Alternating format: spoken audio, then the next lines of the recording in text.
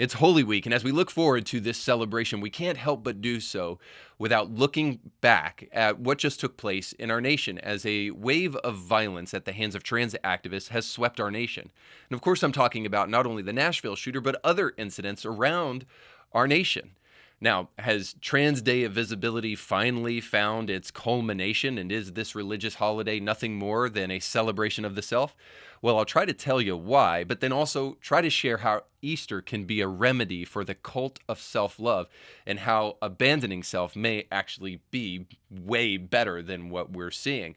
And we'll do that by looking at stories just like how Volkswagen in Chattanooga is mourning the death of these 6 people in Nashville. Let's just say that it has nothing to do with these families and everything to do with the shooter. And then we'll also look at what's going on in the church. As we look towards Easter, we see that Carl Lantz now is the chief strategist at Transformation Church with Mike Todd. Is there going to be a really good strategy at that church? Well, we'll see. No. And then finally, we'll look at a final argument from the left dealing with the importance of prayer and why we are continually reminded in the present that the left has no understanding of Christianity and religion and shouldn't be trusted as an authority on it ever. We'll talk about that and more today on Indie Thinker.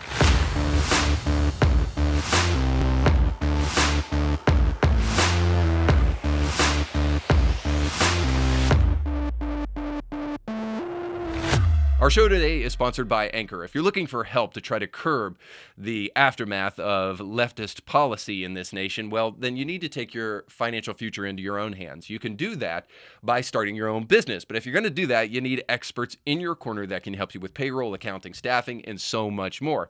You don't need to hold your breath to wait for our political class to actually become fiscally responsible, because you will be dead. So what you need to actually do is you need to go to Ancur.biz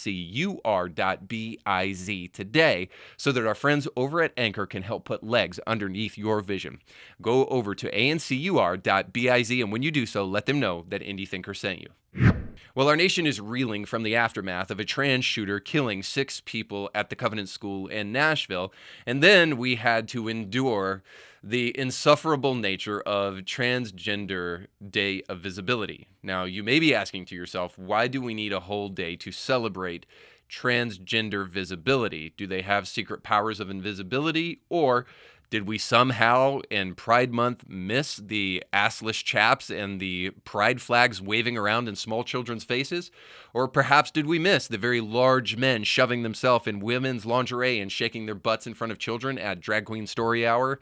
And if you're wondering, the answer to that is no. We saw all of it, but it's never enough, because there is an insatiable hunger to make sure that the present national religion of America is celebrated as much as possible, especially as we get closer to religious holidays. You will find it as no surprise that the more we get closer and closer to the brink of our own destruction, that when Christian holidays happen, they will become more secularized, they will become more polluted, and more violence will take place around those holidays as our society becomes more secular. Because if you've watched the show in the past, you understand secularism does not mean that you're simply agnostic, or even that you're just atheist, as though atheism was not a logical fallacy. That's a show for a different day. But hopefully you know by now that secularism doesn't mean that you are irreligious. Au contraire, my friend. It actually means that there's a very real God, and you really do believe in him. It's just not the God of Scripture or the God of the Bible. It's not the God of antiquity that's passed down wisdom to us that helps shape this wonderful nation. Actually, it's the God of self. So there is a God. It's just not the man upstairs. It's the man in the mirror. And I hope we can see that as we celebrate Transgender Day of Visibility. I hope we can understand that perhaps the greatest expression of self-worship is in the present transgenderism. So transgenderism is a religion in that it's theological. It believes in an all-powerful self that can self-determine your own biological self. Here's Charlotte Clymer doing just that for us. By the way, as a Christian, I find it offensive that they would leverage Christ's teachings in such a heinous way against innocent people. We are a vibrant, diverse community, as diverse as anyone else. You know, I'm from the great state of Texas. I served in the military. I go to church every Sunday. My faith is very important to me. But God made me in her image. God made me transgender. So is it any wonder that this man parading himself around as a woman on national television and supposedly an expert tells us that the God that they believe in is a woman? And of course, that woman God that this person believes in affirms all of his decisions. Now, push aside the fact for a moment that God is not deceived. Charlotte Clymer is, and Charlotte Clymer is a dude. And we get back, more importantly, to this fact that when you are really on the throne, God starts to look a lot like you. And that's exactly what we see here with Charlotte Clymer, because God is not only a woman, but God is affirming. And so, of course, God would never try to correct or disapprove of any of the decisions of an individual, especially not when you are that God. So hopefully we can see transgenderism is absolutely theological. Now, it's also liturgical because it believes not only in the all-powerful self, but in the all-knowing self that can prescribe language that then everyone should use. The usage of pronouns, or the lack thereof, will come with a punishment, and the usage of pronouns must come with an implicit acknowledgement that the person who developed and created those pronouns is somehow innately attuned to a truth that you must adhere to. Now, finally, not only is it liturgical, it's incredibly dogmatic, as it celebrates religious holidays like we just saw with Transgender Day of Visibility. Now, to kick off this celebration of Transgender Day of Visibility, a woman who thinks she is a man marched into a Christian school in Nashville and killed 6 people. Although the mainstream media would love for you to take your attention away from this tragic event and the inevitable manifesto release, which hopefully will be released, but ultimately will only tell us what we already know, which is that the left not only exacerbated but created this issue with mental illness and mental disorder being celebrated in our nation. Now, you may be saying, Reed, this was an isolated incident and we cannot expect that everybody who is transgender is somehow going to go into a school and shoot people. No, that is true. There are certainly gradations of mental disorder, and we need to be aware of that. But I can at least argue this, that narcissism has become our state religion, and that transgenderism is a religion, and you can see that in a group of people who didn't follow necessarily the lead of that shooter in Nashville, but certainly took a page from the playbook of terrorism and insurrection, if you want to use that word, as a group of people invaded the state capitol in Tennessee to supposedly protest gun violence. So here's a clip of some activists doing just that. Now, with a keen eye, you will see a group of people who totally don't understand irony as they hold pride flags and say no violence on them or peace upon them, while they are also shouting the mantra, no action, no peace. No action, no peace!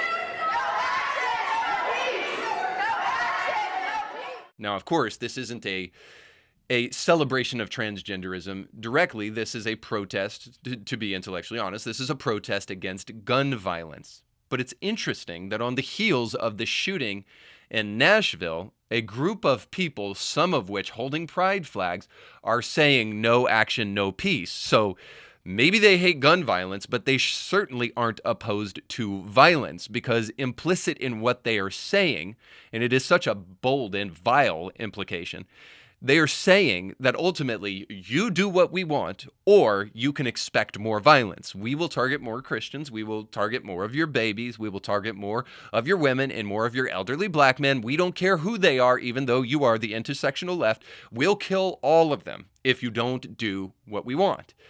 Now, you might say, well, Reed, that's a little too far. But how can we say that when the left has been consistently convincing transgender people that we are interested in exterminating them? And simply because places like Tennessee and places like Kentucky, where a similar insurrection took place, people have been limiting the ways in which minors can receive gender mutilation surgery. And when that has happened, the media has come to the aid of the transgender community to assure them that this is a bunch of radical extremists that don't want to butcher children, and that they are interested in a genocide of you, and they are interested in making sure that they extinguish your existence. Now, that seems like some pretty charged rhetoric, and moreover, we're seeing even soft peddling stuff like this from the New York Post. So to kick off the celebration of transgender day of visibility, like I already suggested, a white girl stepped into a school in Nashville. She killed children, an elderly black man working as a custodian in the school, and a bunch of women. And still, according to the media, that individual can be a victim. Now, tell me that doesn't exacerbate this kind of stuff. The New York Post just said this, and this is hardly a left-wing source. Nashville shooter was heartbroken over the death of friend she may have been infatuated with. Well, my God, we feel so bad that she was heartbroken over the death of her friend. We all have issues, right? But not everybody takes a gun and goes and shoots up a bunch of Christians as a result of that. So forgive me that I don't want to have sympathy right now for the shooter, and I would rather have sympathy for these families that don't seem to be getting much of it. And mainly not because I don't have sympathy for this girl, but mainly because I'm concerned with the ways in which the media can exacerbate and create these kind of issues if they are not careful. One of which, trying immediately to create sympathy with the shooter rather than condemning the shootings 100%. So hopefully we can see that because of the media, there is this creation of this state narcissistic religion. And hopefully you can see that there is a problem with this. Here's the real big problem. As I've argued on the show before, behavior is consistent with belief. So behavior naturally follows belief. And you can see that even in an implied tweet by Cenk Uygur, who is, let's just say, the best the left has to offer. And this is what they offer up, steaming hot piles of, well, you'll see. Quote, so whenever a Muslim or trans person does a shooting, it's because they're Muslim or trans. But when a straight Christian male does it, it's not their identity that's the problem. How can people not see how insanely irrational that is? Well, I'd rather kind of look at the insanely irrational nature of transgenderism, which says that a man was born in the wrong body and can chop his junk off and become a woman. But rather, I'll just mention this. By what metric would you consider everybody that shoots somebody a Christian, since, Christians kind of have that whole thou shalt not kill thing? By what metric is he judging that 98% of all other shooters are white male Christians exactly? Of course, he totally made that up.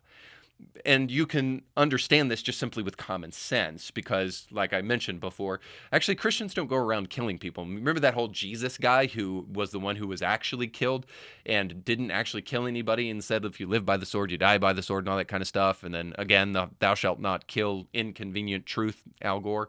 Yeah, so the reality is that anybody that's going around killing people cannot be classified as a Christian. But now wait a second. But a Muslim can be because actually it, according to the Quran, is actually permissible to kill infidels. And I have one other for you.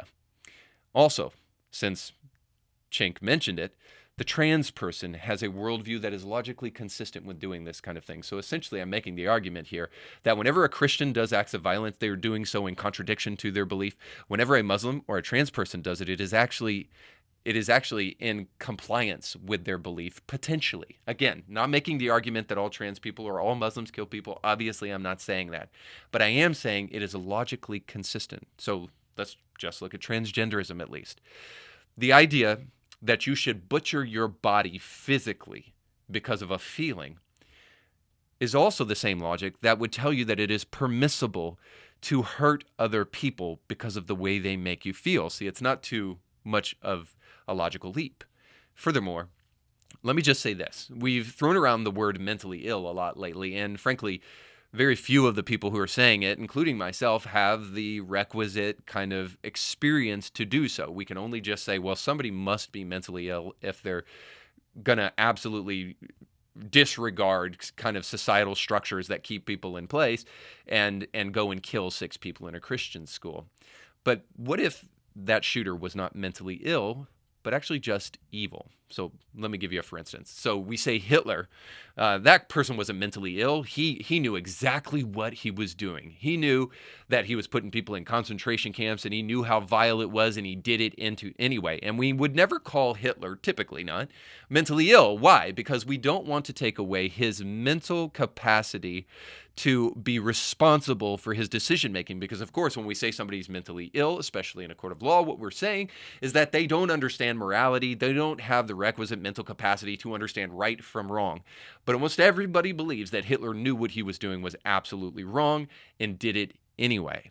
Now, as I mentioned before, this trans shooter could easily have been said, it could be said the same of her, because again, the media has told that whenever Tennessee does things like restricts gender mutilating care for minors, what they're actually interested in doing is upping the suicide rate, and that there is an imminent threat to trans people by the right. And of course, there is no greater poster child for the right than a Christian at a Christian school. So those little 8 and 9-year-olds, the little bigots, they deserve to be exterminated, or they will get old enough to exterminate me. I'm only saying that we've been preaching this message to people so that it becomes logically consistent for a trans shooter to go and do this kind of thing.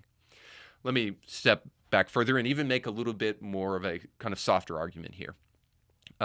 In the Bible, we see people worship Molech, where they sacrifice their children to a false god for the sake of their own life's convenience. You know, maybe they need rain to fall because their crops aren't growing. Maybe they need the sun to shine because it's raining too much and there's floods.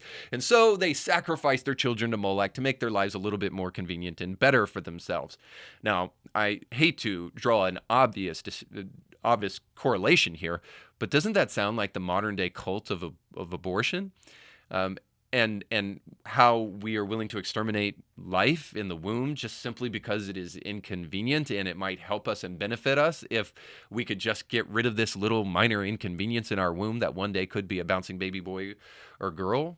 Well, the point is that we would call Moloch worshipers maybe deceived by a pagan idea, but we would call them evil for burning their children alive on an altar so that they could have rain and sunlight. But we would say that a person who has an abortion is neither mentally ill nor evil, but just simply trying to make a practical decision.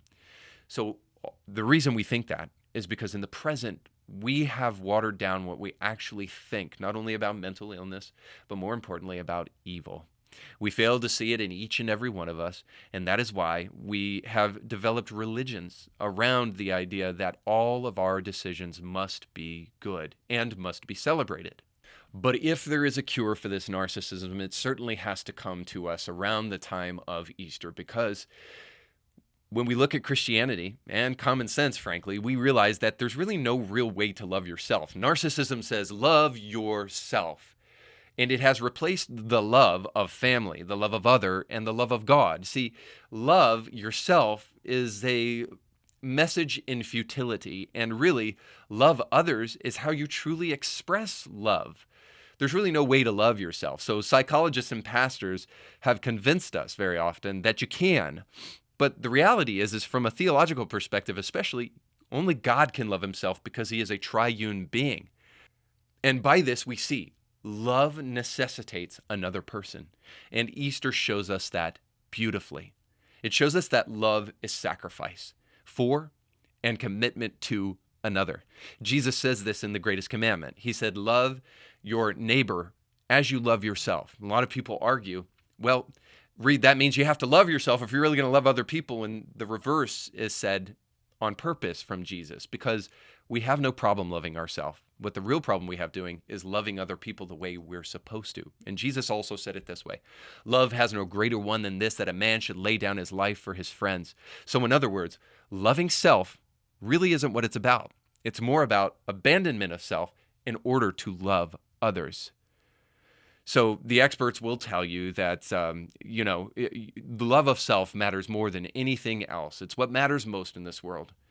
But that's why our world is suffering in the present, because we don't know one of the most essential and important virtues that we need in a society.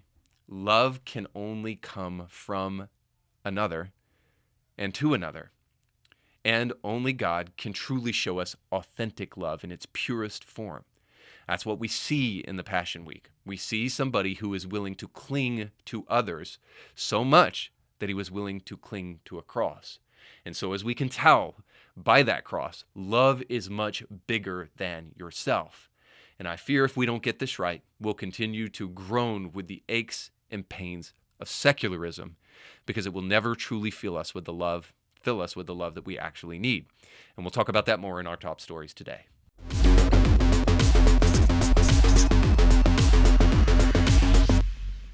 You may be familiar at this point with the fact that I live in Chattanooga, love the city, have covered things that have happened in our city in the past with transgender events that took place in restaurants, especially last year in September of all things. Apparently Pride Month wasn't enough. We had to also have a week of Pride celebrations in our city. Now, thankfully, those things have been outlawed for children, and we will not need to protect children from the predation of adults in that way moving forward. However, it hasn't stopped certain activist organizations from infiltrating local businesses like a branch of Volkswagen that is in Chattanooga. It's been big to the city, but Volkswagen is no stranger to woke propaganda, as you'll see in this commercial that took place back in 2020. So here's that.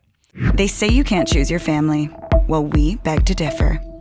Because family can be whoever or whatever you want it to be. So if there's no such thing as an average family, why drive an average family SUV? So while it's objectively true that marriage and family look a little bit different, as they say, I do want to ask you this. What in the world does that have to do with cars exactly? What does the definition of marriage and family look like then, if it is so different that you feel as a car company you should explain it for us? We'll get to that in just a moment. But this wasn't where they stopped, of course, because in the aftermath of what just took place in Nashville, and again, Nashville is only a little less than 2 hours to the west of Chattanooga, rather than mourning the loss of these families or passing something out to these employees who perhaps may even have family out in Nashville to try to honor these families and what took place there and try to remember those people in a meaningful way. Instead, on Transgender Day of Visibility, we had Chattanooga Volkswagen pass out these handouts. Now, you'll see it on the screen underneath a piece of paper. It looks like fruit snacks are there to pass out to adults for some reason, but nonetheless, on top of that fruit snack is a piece of paper, and on that paper it says this: in recognition of Transgender Day of Visibility, the LGBTQ plus Allies ERG will be partnering with the Employee Assistance Program. By the way, those guys have to get a better name than LGBTQ plus Allies ERG. Anyway, a seminar, so they're offering a seminar focusing on best practices within the workplace through a gender-affirming lens will be offered April 4th from 3 to 4 p.m. in the conference center. Way to go. Now, no mention of prayers for the lost loved ones of the community in Nashville or of the families of that are feeling that pain right now. But no, rather, the irony escapes these folks that just a couple of days after this shooter killed people in Nashville and was trans, they want to talk to a group of people not far from Nashville about how hateful and intolerant they can be and how they need to be more tolerant of trans people. So in other words, a mere extortive attempt to try to get you to conform. Now, going back to our friends with the really long and ridiculous name LGBTQ plus Allies ERG, which, by the way, I suggest and want to continue to do so on the show, that we should get rid of the plus, and that we should have the whole alphabet represented, because the plus is not affirming enough. So it should be like LGBTQ, A, B, C, D, E, F, G, H, I, J, K, L, M, N, P, like, and go until every person is recognized. That list will reach to Mars, by the way. But a quick question for you. LGBTQ plus Allies ERG. I bet you can't guess who that company is that's partnering with Volkswagen to offer this conference and how to be more tolerant and more affirming in the workplace. Well, if you guessed that LGBTQ plus Allies ERG ad infinitum is a hospital, you would be correct. Now, isn't that interesting? A hospital is teaming up with Volkswagen to create gender-affirming environments. And I'm sure that hospital has nothing to gain, no surgeries perhaps that might line their pockets with cash, as they continue to try to invade corporations to implement their woke DEI policies. So once again, the tolerant left is at it, demanding that employees go to this optional worship service for trans people in the aftermath of this killing of children, women, and one man at Covenant Christian School. Now, I'm not going to hold my breath to wait for the Christian conference that celebrates Easter and how to become more affirming to people around Easter time so that when they say God bless you to you, you don't give them a snide look or think that somebody just sneezed, but that you actually understand that's language meant to convey Christian love and concern. So I won't hold my breath waiting for that conference to come to VW. You know why? Because there is a cult, there is a religion in America, and it looks nothing like Christianity. So trust me, the irreligious are definitely gaining ground in this nation. But I want to take a step away from that very important fact and just ask a question that perhaps exposes why this agenda is so sadistic and wrong. And that's this. VW tells us, and is trying to affirm in the workplace this very idea that the family is much broader and more wide than you can ever expect. So please tell us, VW, what are the limits of the family? Or perhaps there are none. Maybe the way to be truly affirming is to accept and love everything, even things that are objectively immoral and gross. So does the family include pedophiles, loving children and welcoming children that don't actually belong to them into their family so that they can marry children? What about marrying animals?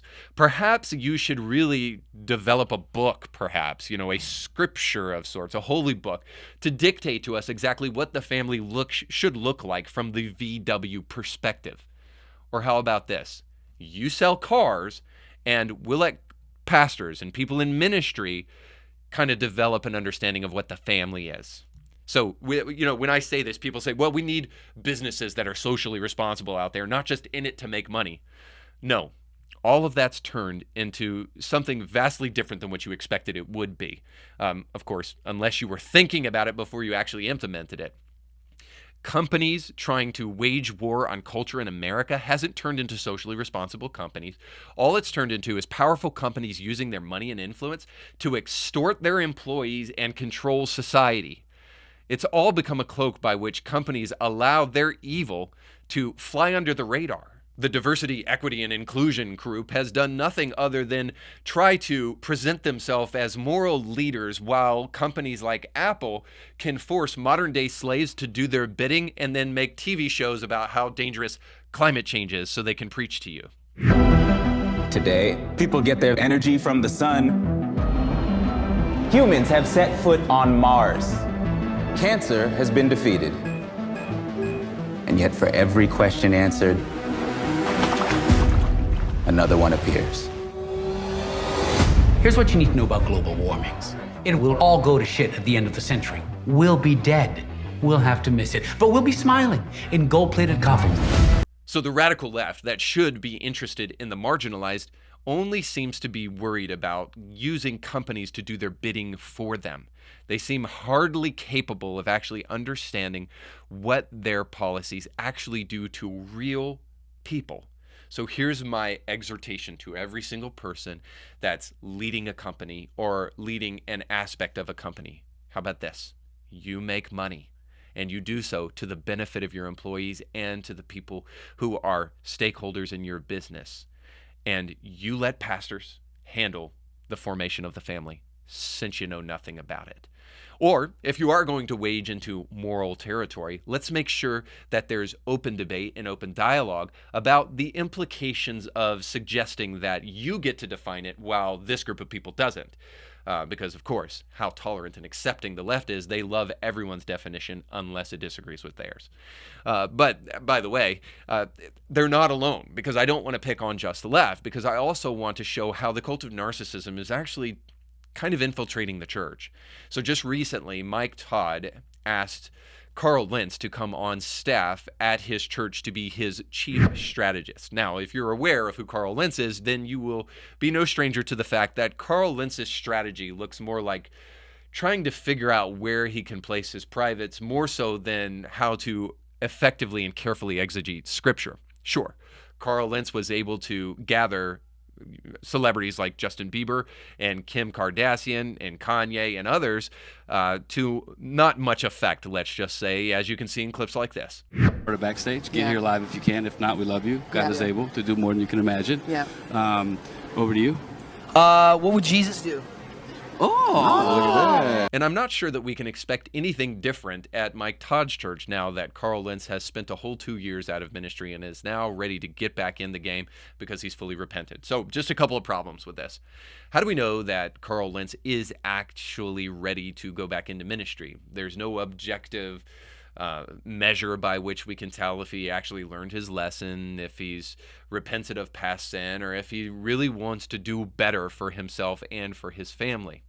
Of course, we have the fact that he's still married, but let's just say that color me skeptical that might have more to do with status than it actually does with the gospel. And that's the point at the end of the day, is that the cult of narcissism, when it's in church, is a really dangerous thing. When you're preaching messages to actually appease the people who are listening so that more money and more celebrities come, you're actually doing what is antithetical to preaching the gospel. Of course, I'm not suggesting that preaching the gospel is just something that tries to rub people the wrong way or turn them away. But what I am suggesting is this, is that the pastor needs to be able to preach the truth regardless of whether the people in the pews like it. And frankly, that's what's caused a lot of Christians in the present to flee from church. Now, I know the secularist out there who watches shows like this and waits for me to comment on the fact that people are not attending church like they used to. They do so because they want to put a flag in the ground of secularism and say we've won and our worldview is better than yours. But of course, that's not the truth, because that doesn't take into account the group of people who are daily alienated when they come to churches and they hear pastors wishy-washy and they hear pastors giving in and not actually standing for truth and not actually being a pioneer for what it looks like to stand up for truth in a culture that is antithetical to it. And that's the final point, which is that we need pastors, especially in big platforms, who are not strategizing how to make good with celebrities. That's kind of like irrelevant. What we need is pastors like Mike Todd and like Carl Lentz showing us what authentic Christianity has looked like historically, which is a group of people who are willing to sacrifice their ego and sacrifice their reputation and even sacrifice their strategy if it ever flies in the face of biblical truth. But more and more, we don't see that. More and more, we have pastors who are willing to sacrifice the truth for the sake of building their platform, because their ideas are that if my platform gets bigger, then I can reach more people. Well, the problem is if you're sacrificing the truth in the process of building your platform, then you're actually not winning more people to the truth. You're actually just winning them to yourself.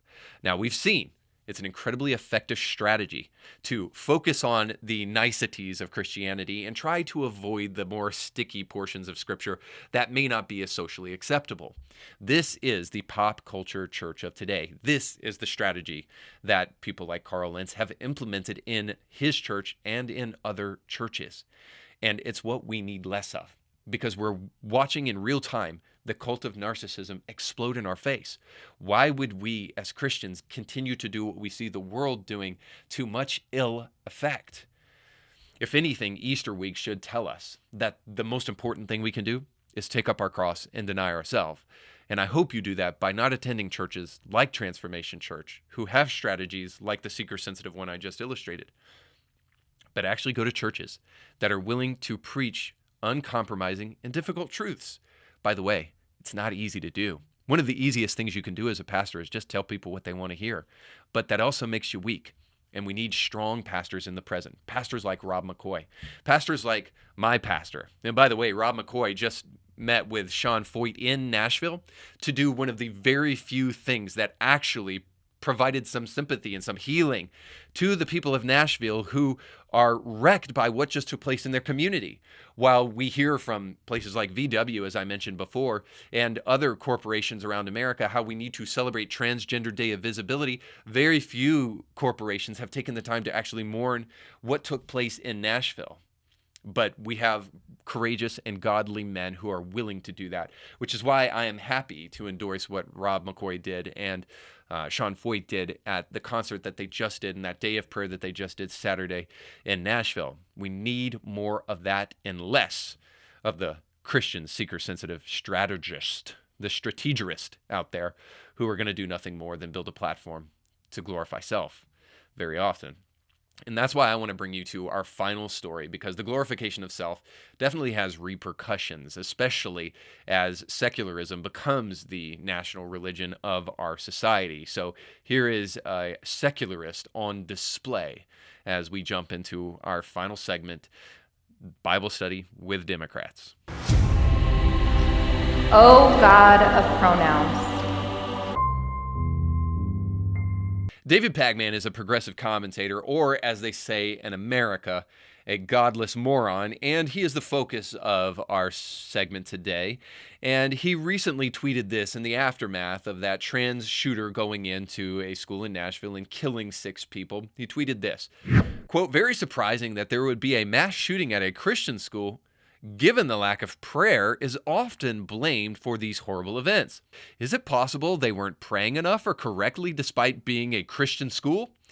Now, this wonderful homage to the people who were weeping their eyes out and are continuing to do so in the aftermath of losing their loved ones. Let's just say that this homage actually didn't go over so well, so much so that David Parkman's sorry behind took down this tweet after the fact because he didn't want people to know that he is actually not only a godless moron, but a heartless coward. So a couple questions real quick. Who exactly is this tweet meant for? Is there a community of people online that when they see people who had their loved ones killed, they want to slam dunk on them? Yeah, you weren't praying hard enough, you Christians who just lost your kids.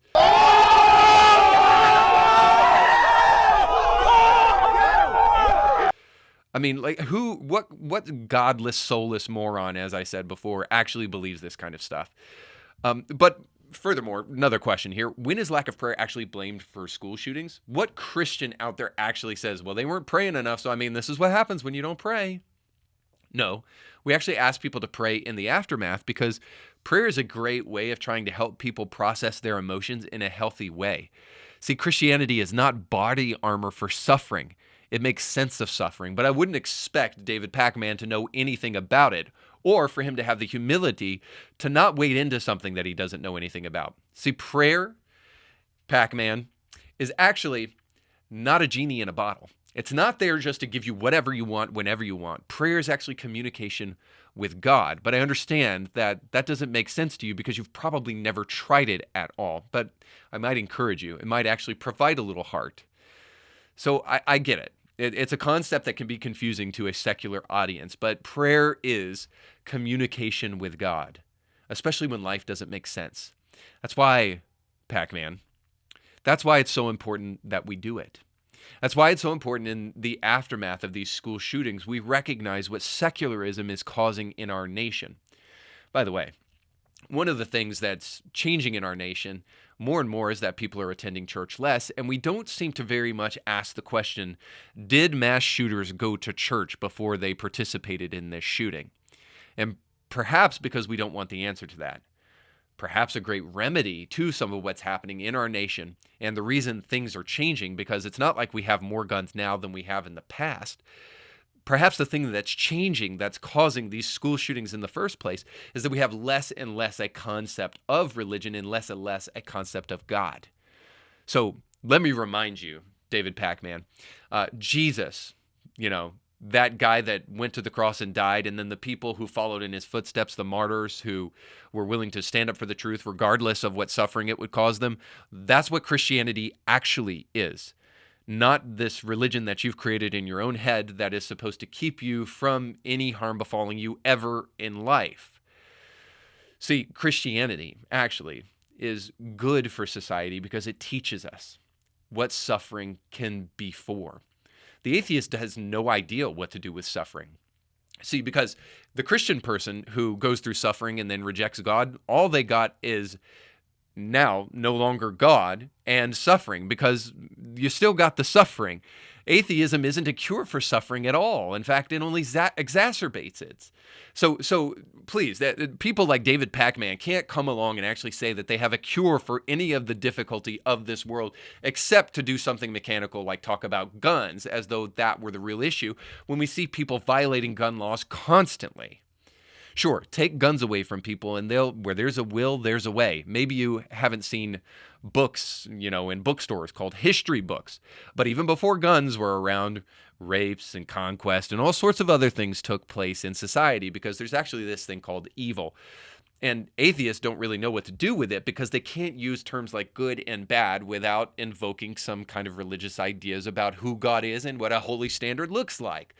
So actually, Christianity can be good in situations like this, mainly because of this. Not just because of good and evil and trying to discern that, but because if you keep your faith in the midst of suffering, rather than turning to atheism as an answer to suffering, well, then actually you might have an outlet for making sense of your suffering, or at least finding a therapeutic for your suffering. Again, atheism leaves you nothing but alone in this world, enjoying your suffering.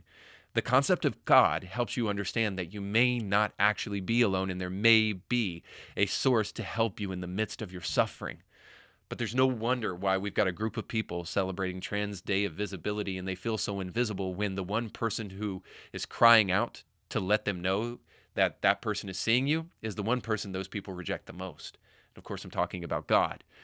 He's watching, and he's there, and he's reaching out to every single one of us. And I take this religious tone at the end of this podcast, not only because it's Holy Week, not only because Easter is coming upon us very soon. Tomorrow will be Good Friday, and I hope you find a way to celebrate it and find a church where you can go participate in Good Friday celebrations. But because I care about this nation, and I care about the people in it, and I know the curative for so much of what's going on in our nation is a return to God, away from the madness. And there is sanity in the midst of it, because the person who made you and the person who can truly help you understand who you really are is the one who can help you. And trust me, he's there, whether you like it or not. And I hope you do. If you do like it, I'd love to hear from you down in the comment section below. You can like and share and subscribe to this podcast, but most importantly, you can go with God.